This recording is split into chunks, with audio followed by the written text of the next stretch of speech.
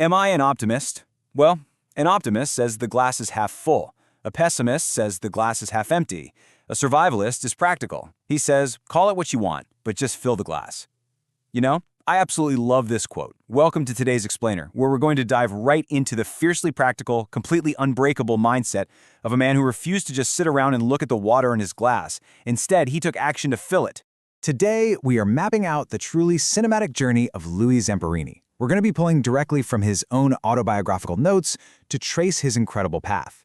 We'll follow him from his days as a troubled youth to surviving a literally unimaginable 47 days lost at sea, and then enduring years of brutal Japanese POW camps, only to return home and face the invisible scars of war. But ultimately, what we really want to extract here is his life advice. We're looking for that blueprint for resilience that any one of us can actually use in our own lives today. Chapter 1. The Troubled Track Star. Okay, so to truly understand the man who survived the impossible, you kind of have to understand the kid who was constantly running from trouble. Growing up in 1920s Torrance, California, young Louis couldn't speak English, was bullied mercilessly, and out of sheer total frustration, he basically became a neighborhood terror. In fact, he originally learned how to run incredibly fast for one simple reason: to outrun the local police. But his older brother Pete saw all that reckless, rebellious energy and basically forced Louis to channel it into high school track. And wow, did he take to it. It was like a life preserver.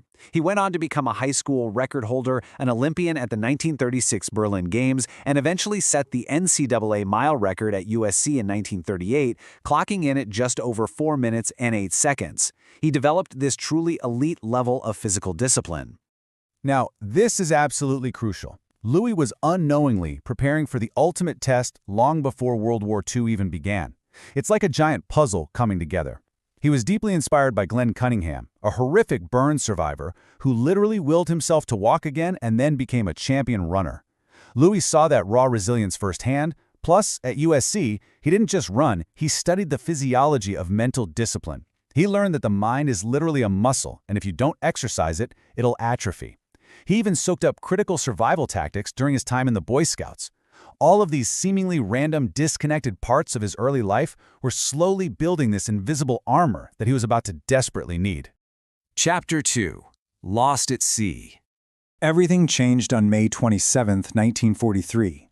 Louis was serving as a bombardier in the Pacific Theater, out on a rescue mission in a seriously beaten-up B-24 bomber. An engine blew, and the plane plummeted right into the ocean. 8 of the 11 crewmen died instantly. Louis, his pilot Phil, and their tail gunner Mac somehow miraculously surfaced and found 2 life rafts. Now, the timeline of what happened next is almost impossible to wrap your head around. Days turned into weeks. They had virtually no food or water. They survived by catching the occasional raw albatross and literally fighting off circling great white sharks with their bare fists. On day 27, they were strafed by a Japanese fighter plane. To survive the barrage of bullets, they had to hide underwater with those same sharks. Tragically, on day 33, Mac passed away. For 47 days, Louis and Phil drifted nearly 2,000 miles across the wide-open Pacific, starving, absolutely scorched by the sun, until they were finally picked up, but it was by the Japanese Navy. So, you have to ask yourself, how does someone's mind not completely shatter after a month and a half starving at sea, only to be captured by the enemy?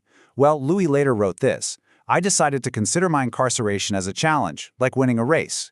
He applied that exact college physiology training we talked about earlier. While drifting on the raft and later in the prison camps, he constantly quizzed his pilot Phil. He would mentally cook elaborate imaginary meals step by step. He kept his mental muscle aggressively exercised even while his physical body was wasting away. Chapter 3. Surviving the POW camps. After being pulled from the sea in the Marshall Islands, Louis faced 2.5 years of pure nightmare, torture, starvation, and severe humiliation across several different Japanese prison camps. Because he was a famous Olympian, he was relentlessly targeted by a psychopathic camp guard known as the Bird. The beatings were daily, and they were incredibly sadistic. The Japanese military even tried to weaponize his fame. They offered him a deal: much better living conditions if he would just read a pre-written propaganda script over the radio back to America. But Louis looked at it, saw it immediately that it was designed to break his spirit and betray his country, and he flat out refused. He said no, fully knowing it meant being sent straight to a harsh punishment camp as a result. During his time in the camps, Louis noticed a terrifying pattern. The prisoners who died the fastest were often the ones living in denial, the guys constantly convincing themselves the war would end tomorrow. When it didn't, their spirits just broke. Louis's tactic was completely different. Accept the brutal reality of today in order to conserve your energy for tomorrow. And incredibly, he used humor. In one camp that was absolutely infested with these giant rats, Louis and the other prisoners would make little paper funnels, stick them over the rats' heads, and then just watch them blindly try to jump off the bunks. I mean, finding a way to laugh, even at something as absurd as a rat wearing a tiny paper cone, that was an absolute, stubborn refusal to let his captors destroy his human dignity. And that incredible, unbreakable resolve is exactly what kept him alive. Take a look at this deeply visceral, historic moment, the day after the liberation of the Nyotsu camp in 1945. Spot Louis right there in the front row, third from the left. He's emaciated, totally exhausted, but he is alive. The physical war was finally over. He was finally going home. Chapter 4: The Battle After War. But this brings us to a really profound question. How does a hero survive 47 days on a raft at sea, endure over 2 years of daily sadistic torture, come back home to a hero's welcome, and then completely lose himself in a time of peace? The juxtaposition between his two lives here is just staggering. Publicly, Louis was an absolute icon. He was being treated to free dinners at fancy Hollywood clubs. The media just couldn't get enough of this famous track star who essentially rose from the dead. But his private reality was a totally different story. He was suffering from crippling PTSD, years before that term even existed. He was entirely consumed by an intense, burning hatred for his captors, specifically the guard known as the Bird. He'd have these horrific nightmares where he was strangling the guard, only to wake up and realize he was actually attacking his own pregnant wife, Cynthia. He was drinking heavily, and his life was rapidly spiraling completely out of control. His marriage was quite literally on the absolute brink of divorce when a massive turning point happened. It was 1949, and his wife finally persuaded him to attend a revival meeting led by this young, relatively unknown preacher named Billy Graham, set up in a tent in Los Angeles. Something powerful broke through Louis's hardened, bitter exterior that night. He found his faith, he went straight home, poured all his liquor down the drain, and you know what the most miraculous part is? He never had a nightmare about the Bird ever again. The psychological fever had finally broken. Chapter 5: Lessons for a Good Life. There's this wild story from during his post-war struggles. Back in 1948, Louis actually took a crew out on a boat called the Flyaway, and they got caught in a massive, terrifying white squall. Now, you would think the very last thing a guy who drifted on a life raft for 47 days would want is to be stranded at sea fighting a storm again, right? But it revealed a core truth about Louis. He realized you just can't run or sail away from yourself. Once he finally found his peace on land, he understood that he didn't need to run from life's challenges anymore. He needed to embrace them on purpose. So he outlined a brand new mission for the rest of his life. Step 1: forgiveness.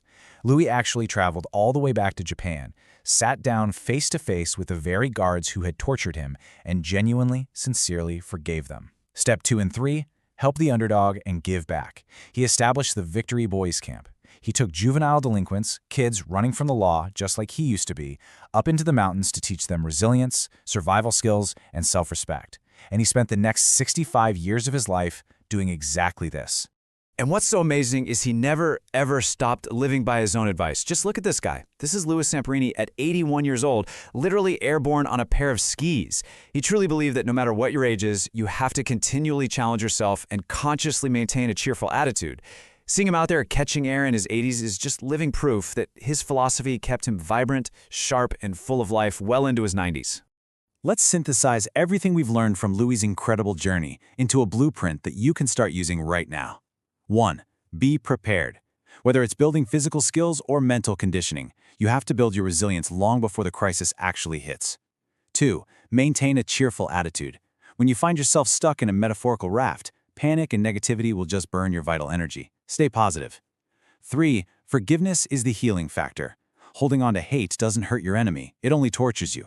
And 4. Challenge yourself daily. Do something hard every day to keep your mind and your spirit sharp. Which brings us right back full circle to where we started today. Louis Zamperini survived the absolute worst of humanity and nature, yet he flat out refused to let it empty his spirit. He didn't waste a single second arguing about whether the glass was half full or half empty. He just rolled up his sleeves and found a way to fill it. So, as you look at the hurdles and challenges in your own life today, you have the water. What are you going to do with your glass?